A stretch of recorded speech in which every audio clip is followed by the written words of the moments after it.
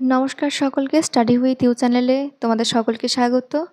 আজকে আমি আলোচনা করব অমিতাভ ঘোষের লেখা দ্য শ্যাডো লাইন গল্পটি নিয়ে। তো এই নোভেলটি এর টাইটেল থেকে শুরু করে এর সিগনিফিকেন্স, এর টাইটেলের যে কোনো কিছু কমেন্টমেন্ট বলো বা এনিথিং, আমি এখানে চেষ্টা করেছি এই অ্যান্সার শিটে দেওয়ার। তো যদি তোমাদের ভালো লাগে তোমরা অবশ্যই চ্যানেলটির পাশে থেকো আর ভিডিওটি শেষ পর্যন্ত দেখার জন্য অনুরোধ করব। তো শুরু করছি। Comment on the significance of title of the novel The Shadow Line. কোশ্চেনটা আমি বলছি। তো আরেকটা কোশ্চেন হতে পারে significance of the title of Amitav Ghosh The Shadow Line. আরেকটা কোশ্চেন হতে পারে comment on the title of The Shadow Lines by Amitav Ghosh.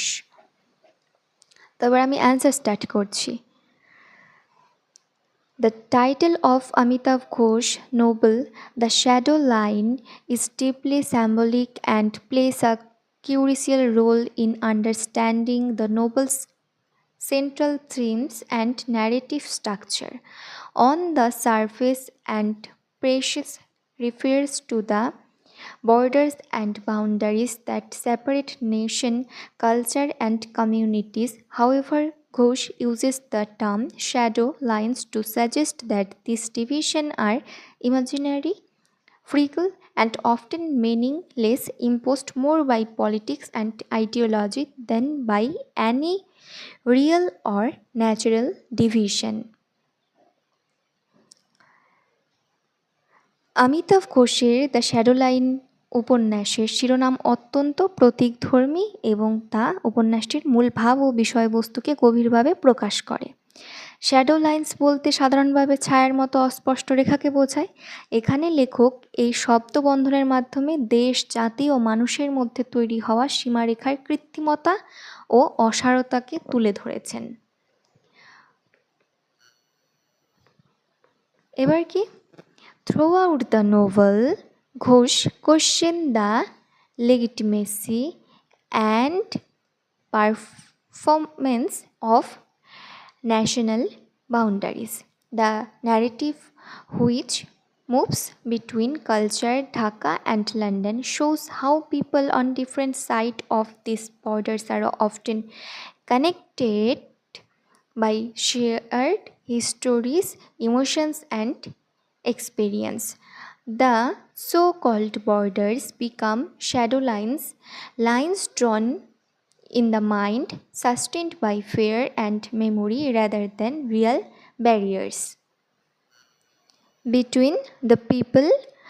This is the most poignantly illustrated in the section dealing with the partition of India and the communal riots in Dhaka, which result in violence and trauma. উপন্যাসে ভারত, পাকিস্তান ও ইংল্যান্ডের বিভিন্ন স্থান যেমন কলকাতা, ঢাকা ও লন্ডনের কথা এসেছে। রাজনৈতিক কারণে দেশভাগের মাধ্যমে যে সীমান্ত রেখা তৈরি হয়েছে, লেখক দেখাতে চেয়েছেন যে এই সীমারেখা প্রকৃতপক্ষে মানুষের মনে তৈরি করে কাল্পনিক বিভাজন। মানুষ ভাষা, সংস্কৃতি, স্মৃতি ও অনুভূতির মাধ্যমে একে অপরের সঙ্গে গভীরভাবে যুক্ত, কিন্তু রাজনীতি ও জাতীয়তাবাদের কারণে তারা আলাদা হয়ে যায়। শ্যাডো লাইন্স তাই এমন এক সীমারেখার প্রতীক যা বাস্তবের চেয়ে মানসিক ও কল্পনাগতভাবে অনেক বেশি প্রখর। এই সীমারেখা মানুষের মধ্যে ভয়, ঘৃণা ও বিভেদের সৃষ্টি করে। উপন্যাসে দাঙ্গা, দেশভাগ ও জাতিগত সংঘাতের মাধ্যমে লেখক দেখিয়েছেন যে এই কৃত্রিম বিভাজন কতটা ভয়াবহ পরিণতি ডেকে আনতে পারে। তো this events demonstrate how the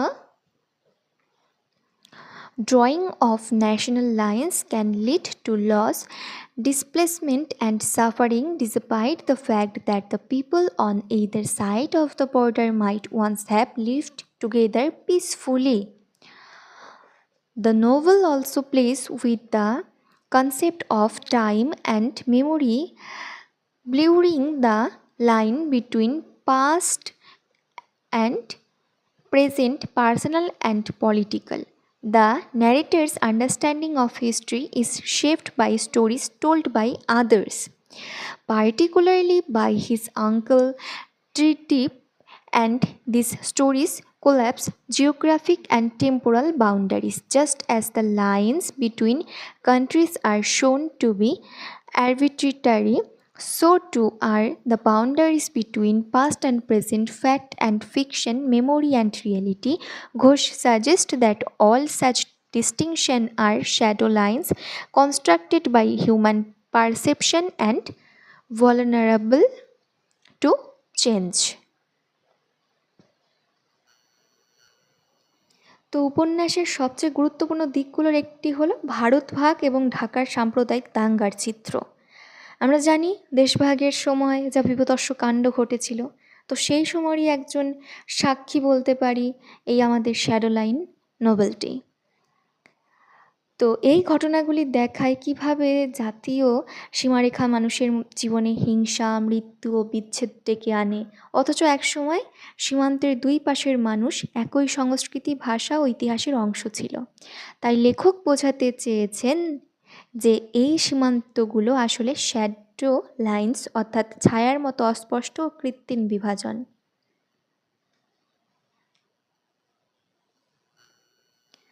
Another layer of meaning in the title lies in the way the novel addresses in identity and belonging. Characters in the novel grapple with their sense of self in a world defined by migration, diaspora, and post-colonial uncertainty.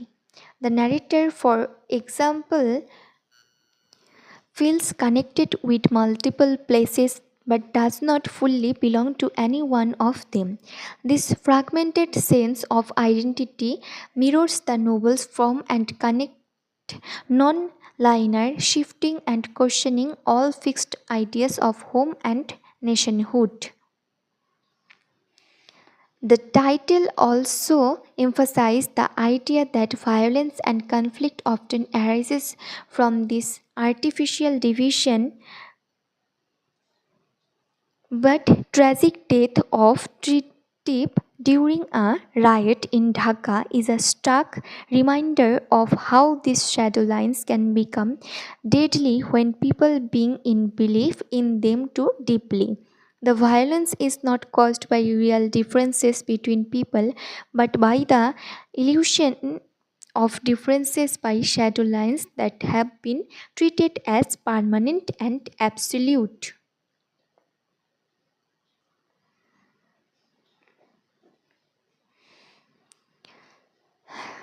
In essence, the title of the shadow lines encapsulated the novel's exploration of borders, memory, identity, and history. Ghosh uses the metaphor of shadow lines to challenge the reader's understanding of national and personal boundaries, suggesting that what often separates people is not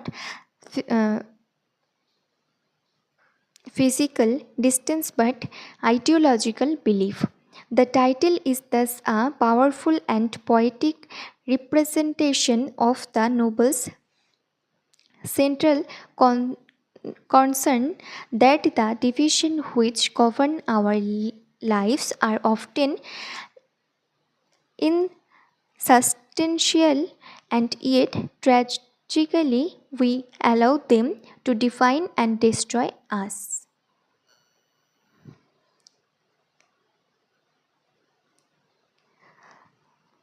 তো উপন্যাসের সময় ও স্মৃতির ধারণাও গুরুত্বপূর্ণ। অতীত ও বর্তমান, বাস্তব ও কল্পনা এসবের মধ্যকার সীমারেখাও এখানে ঝাপসা হয়ে যায়। বর্ণনাকারী তার কাকা ত্রিদীপের গল্প ও স্মৃতির মাধ্যমে ইতিহাসকে উপলব্ধি করে। এর ফলে বোঝা যায় যে মানুষের স্মৃতি ও অভিজ্ঞতা ভৌগোলিক সীমারেখাকে অতিক্রম করে। আজকে আপনি কাউকে নিয়ে ভাবছেন, তিনি যদি আমেরিকায় বসে থাকেন, এবার আপনি হয়তো আমেরিকায় যেতে পারবেন না, তাই বলে কি সে আমেরিকায় আসার জন্য তাকে নিয়ে আপনি ভাববেন না, কারণ সেখানে একটা সীমারেখা আছে? সেরকম তো না। আপনার মস্তিষ্কে যদি কারো ভাবনা আসে, সেটাকে আপনি কোনো সীমারেখার দ্বারা সীমাবদ্ধ করতে পারবেন না। এছাড়া উপন্যাসটি পরিচয় ও আত্মপরিচয়ের সংকট নিয়েও আলোচনা করে। চরিত্ররা একাধিক স্থান ও সংস্কৃতির সঙ্গে যুক্ত থাকলেও তারা কোনো একটি নির্দিষ্ট পরিচয়ের মধ্যে আবদ্ধ নয়। এতে বোঝানো হয়েছে যে মানুষেরও পরিচয় স্থির নয়, সেটিও এক ধরনের শ্যাডো লাইন। আজ আপনি এই আছেন, কাল আপনি ওই হয়ে যেতেই পারেন। শিরোনামটি আরও ইঙ্গিত করে যে মানুষ যখন এই কৃত্রিম বিভাজনকে অতিরিক্ত গুরুত্ব দেয় তখন তা ভয়ঙ্কর পরিণতি ডেকে আনে।